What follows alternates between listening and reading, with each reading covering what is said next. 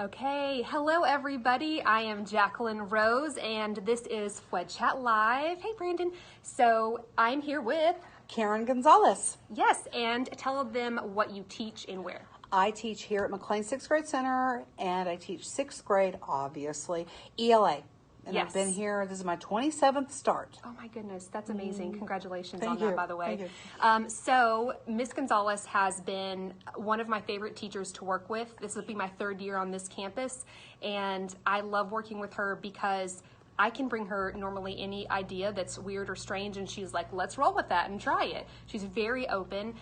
She brings her students to training. So we had labs every year, or labs last year, and she brought her students to them so they could learn alongside their teacher, which is amazing. No, it wasn't for that. It was because I didn't want to be the person solely responsible for it. So I made sure that I was out there with Yes. Hey, the more people who know what's going on, Yes. the less you have to worry about. Yes, absolutely. I mean, that still counts.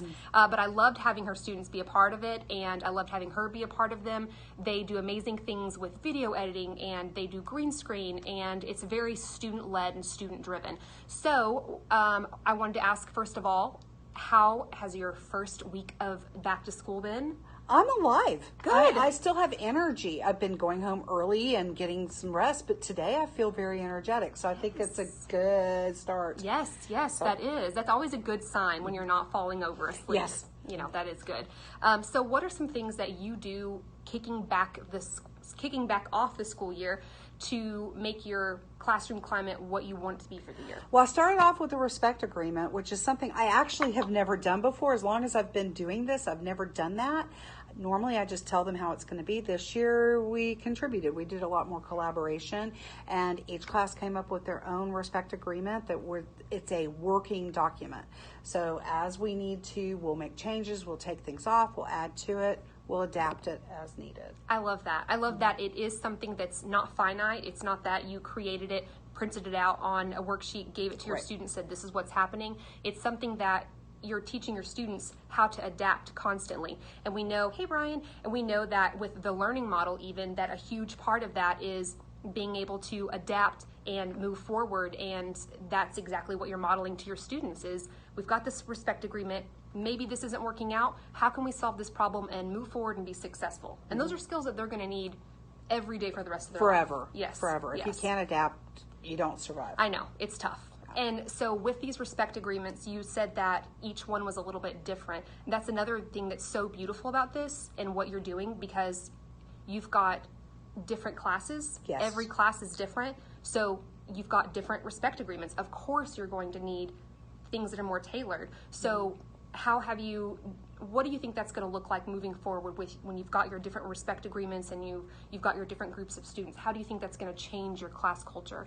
Well, first of all, they were the ones who came up with the ideas. Of course, I led them Yes. as needed Well, and facilitation. added a little bit of that. But because they came up with it, there's more of an ownership to Oh, it. yeah. And it's they're already saying, wait a minute, you're talking out. Was that part of what we're supposed to be doing? So I'm seeing some results from that. Yes, already. yes. And So. even if they are a part of that creation, like you'd said, when they do things that step outside their original plan, they're able to recognize, oh, wait, no, that's not what we decided on. So, yeah. Or that's not working. We need to change that. And it's okay to make those changes. Yes. So. And that constant modeling of learning is so powerful too. You want your students to see you as a constant learner, Right. and know Absolutely. that you can adapt and you can move forward. So that's amazing, and I love that so much. So some things that you are also doing, you had mentioned that you were doing some other things to kind of kick the year off and make sure that your students felt that this was their space, this was their area. One thing I did yesterday and today was I asked them to answer a series of questions, or rather they were guiding questions rather than absolute questions about things that they were good at, things that they felt like they needed to improve, maybe some things that were hard to talk about that were going on at home.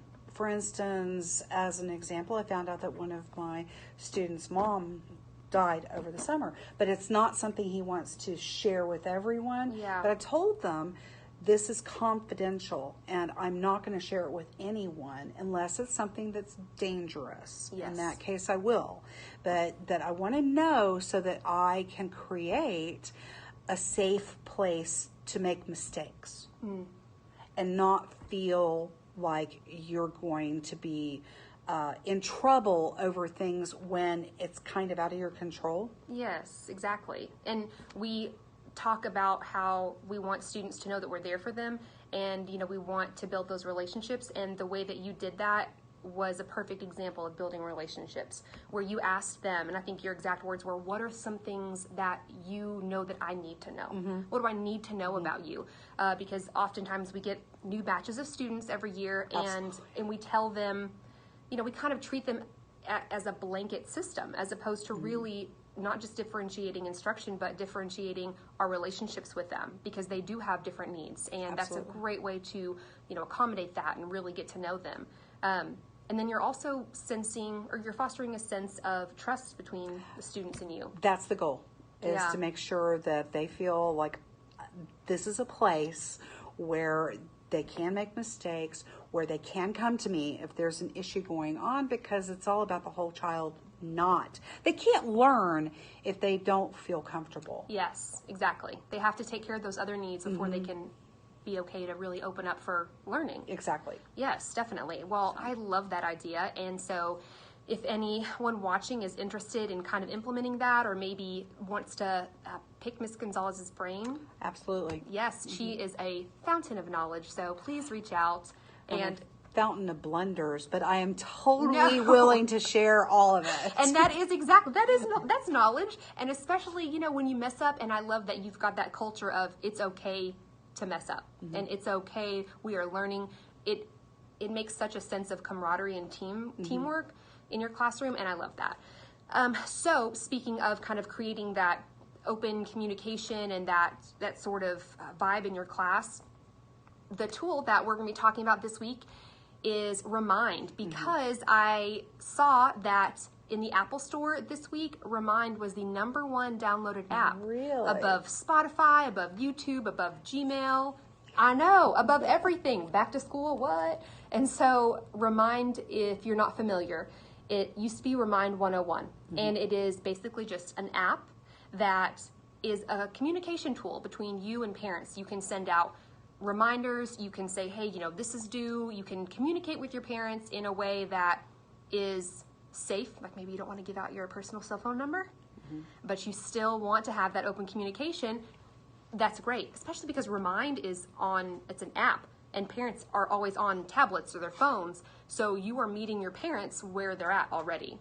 And so you use Remind, correct? I've been using Remind for several years now. I use it for my student council. I use it for each of my classes. I divided it between, this year it's pre-AP and on-level students. And so I've got 2 separate ones, but I can combine and do them together.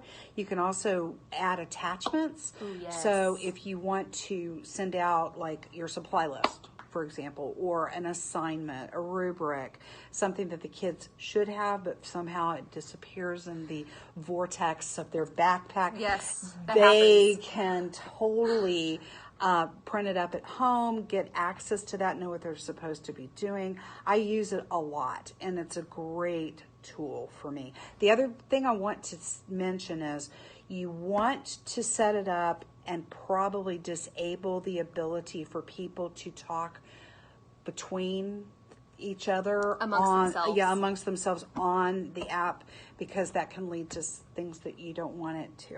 Yes. Yes. I mean, we've all seen the comment section on Facebook. Oh my gosh, yes. And we're aware of what can happen. So that is a very good tip so if you're interested in using Remind, and yes, we just had a comment that that's a tool for healthy communication between teachers and parents, and that's so true. Yes. One of the things that Ms. Gonzalez was talking about, how you want to just kind of make sure you're aware of what's happening on the app, and so if you maybe want to disable the comments, that's a very good suggestion. So go with that for sure. If you have any questions about Remind, please feel free to contact us. Contact the Educational Technology Department in the Division of Academics. Reach out to Ms. Gonzalez. She again will help you in any way, as will I. If you have any other ways that you use Remind and you would love to share and just really share the wealth. If you know something that you think might be helpful to other teachers, please let us know. We'd love to share, and we'd love to kind of give you a shout out. Make sure that you are following this Periscope account so that you can be notified whenever we do create new videos and we do send this stuff out. And if there is something that you would like to see or want to feature, then again, let us know, and we will do our best to make this beneficial and helpful to you. So thank you so much for being a part of this. I'm thrilled to have been here. I hope everybody had a really good first week back. Yes. Get a lot of good rest this week. And remember, we have a 3-day weekend coming up pretty soon. Gosh. That is just the light at the end of the tunnel. It is. You get through that first part of the beginning of school, and then you have Labor Day to look forward to. There you go. Yes. Well, thank you guys so much, and we will see you next week. Bye. Bye.